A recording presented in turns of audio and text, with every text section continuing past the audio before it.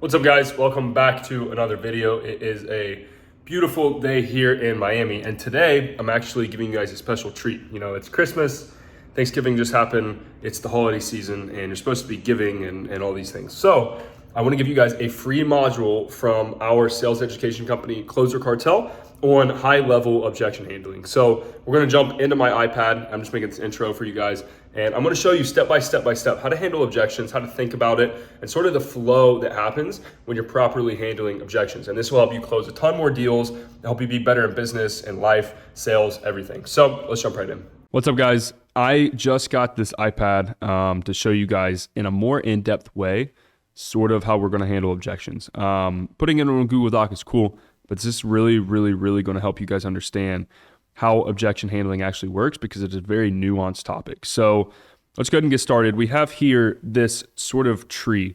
And what I want you guys to understand about this, you obviously start off with an objection, but that objection is oftentimes not the actual objection, okay? And it could branch off. So you get this one. This is what you're looking at. You're like, oh, okay, I just got this objection, and it ends up being this, or it ends up being this, or it ends up being this, okay? And the only way that you know that is by me telling you this right now and showing you how to handle it. So let's get into that. So let's start off with the partner objection, okay? So very common. This is one you guys are going to get a lot. So it starts off here on the left with, I need to speak with my partner, okay? That's the objection. So obviously we, in previous modules, have showed you guys how to handle objections, like the actual step-by-step process. So bear with me. We're going to show you without that, just so we can get to the point. But let's say you get that objection and you say, yeah, I totally understand, right? You confirm, you agree, you isolate. Does your partner understand this as much as you do? This is you trying to isolate which one is real, right?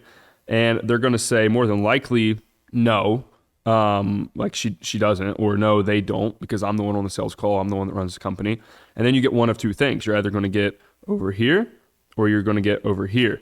And depending on what happens, that's how you know which one to handle, okay? So confirm, isolate, reframe, return.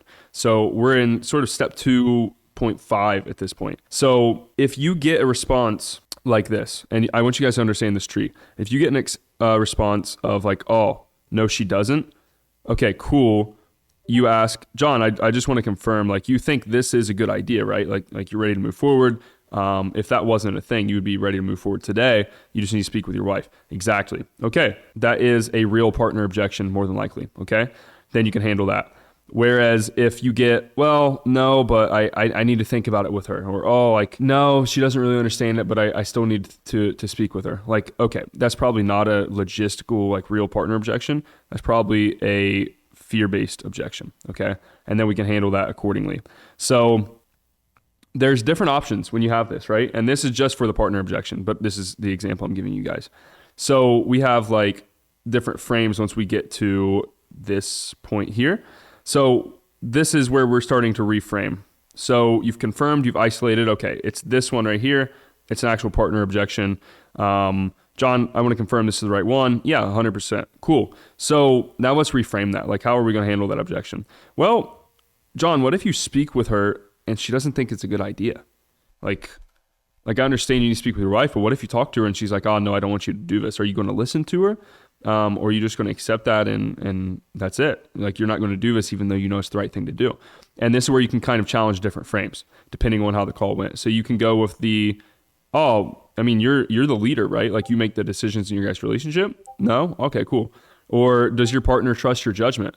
John, I totally understand, right? Like, I make decisions all the time without my partner's sort of say so, because she trusts my judgment. And is that similar in your relationship? Or you completely ignore that frame and you go, okay, cool. Like, if she says no, is that it? Like, even if you know this is the right thing to do, what you just said, are you just going to listen to your wife and that's it, you know? However, if they give you more resistance, obviously we gotta pick a different route. So if plan A really doesn't work, we don't just end the call, oh, I can't close them. We go to plan B. If that doesn't work, we go to plan C. Plan A here is handling and reframing it. If that doesn't work, then plan B is going to be more resistance. So if they give you more resistance, we're going to say something along the lines of like, hey, dude, I totally understand. Listen, let's do this.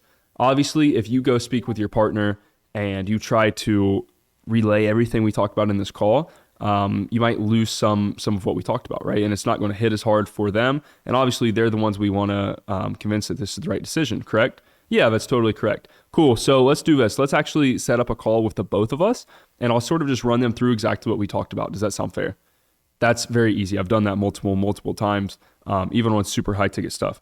Or the same thing, take a deposit down depending on what your offer is. So, hey, let's do this.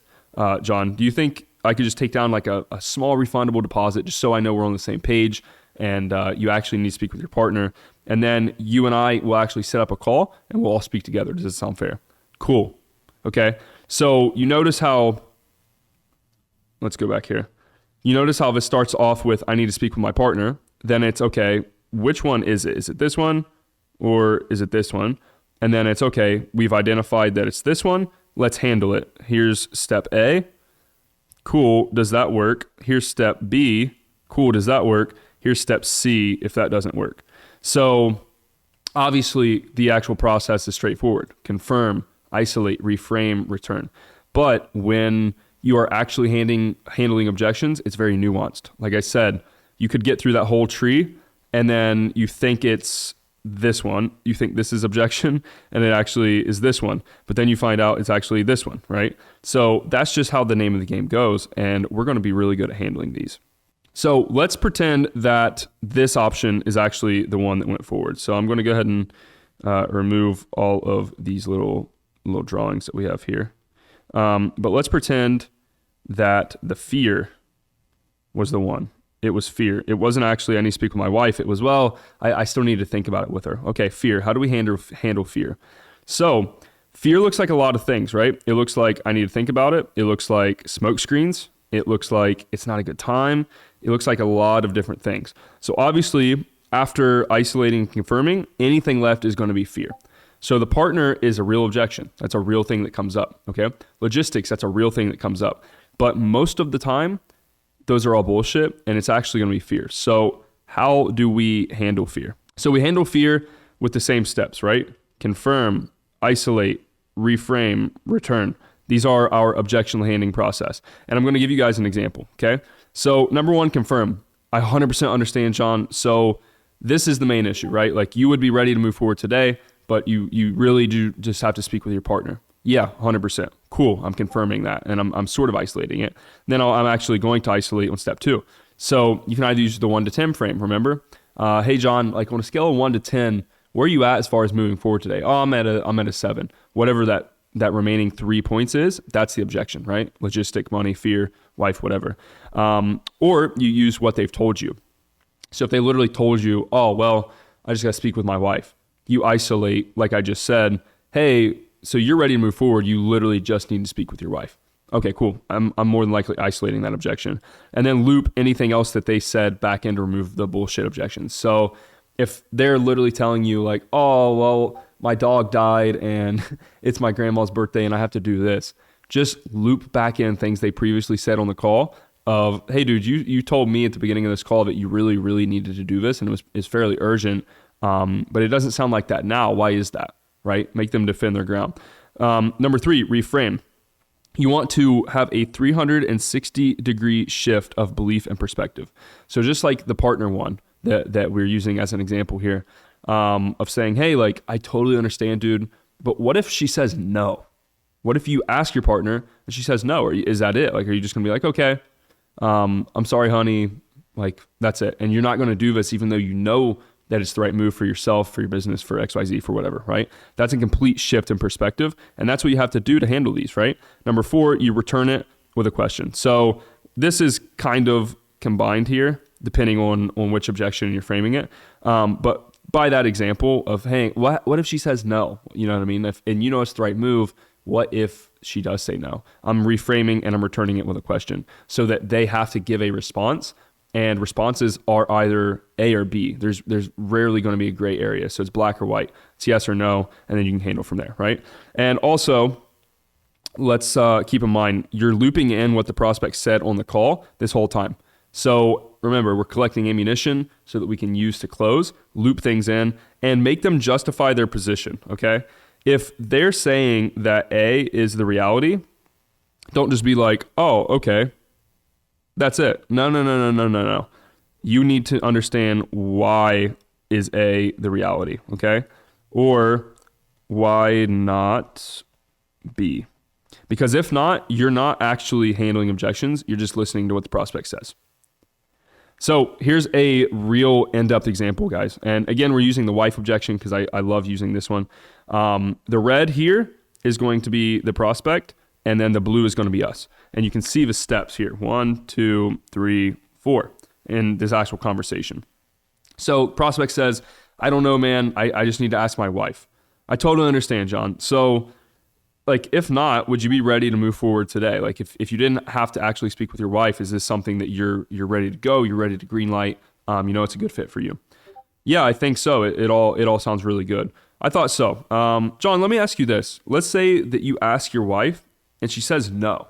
Like, is that it? Like, are you going to do whatever she decides if you're asking her, Obviously you think this is the right move for you, but if she says no, are you going to go with her decision or are you going to go with what you feel is right?